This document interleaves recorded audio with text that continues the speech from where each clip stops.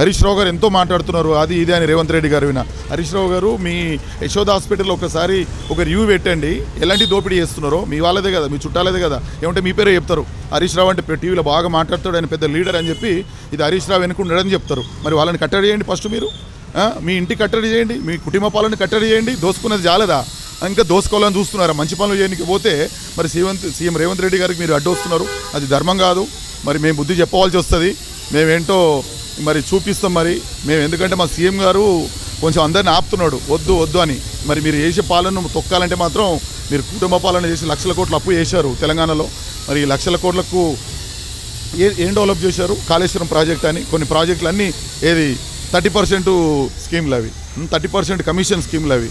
దానివల్ల ఎవరికి, నేను ఒక రైతు బిడ్డనే, నాకు తెలుసు కదా రైతులకు ఎన్ని లక్షల ఎకరాలకు పోతున్నాయి. మరి అన్ని లక్షల కోట్లు కట్టాలంటే జనాలే కదా. ఇప్పుడు అప్పు చేసిపోయినాం, మరి నెలకు సంవత్సరానికి వడ్డీ ఎంత కడుతున్నారో ఇప్పుడు ఈ గవర్నమెంట్లో మీరు చూడండి ఆ లెక్కలు.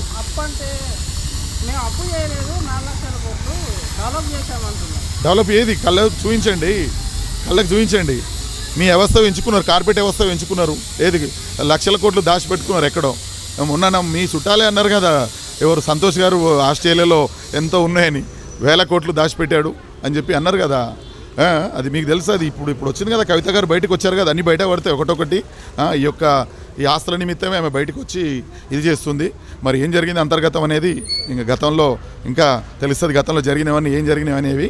కానీ వాళ్ళు చేసే పాలన మాత్రం మేము కూడా చూసాం కాబట్టి ఇప్పుడు ఈ కాన్స్టిట్యున్సీలో ఈ యొక్క అభివృద్ధి ఉంది కాబట్టి, దానం నాగేందర్ గారు చేసే అభివృద్ధి ఉంది కాబట్టి ఆయనను జనాలు గెలిపించారు. ఏదని పార్టీ చింబల్ కాదు, ఆయన చేసిన సర్వీసు. ఆయన రావడానికి కారణం ఏంటి అంటే కాన్స్టిట్యున్సీలో అభివృద్ధి కాన్స్టిట్యున్సీ రూలింగ్ గవర్నమెంట్ ఉంటే అభివృద్ధి చెందుతుందని వచ్చారు. కానీ గోడ మీద పిల్లిలాగా మాట్లాడనే వ్యక్తులకు నేను ఇది చెప్తున్నా. అది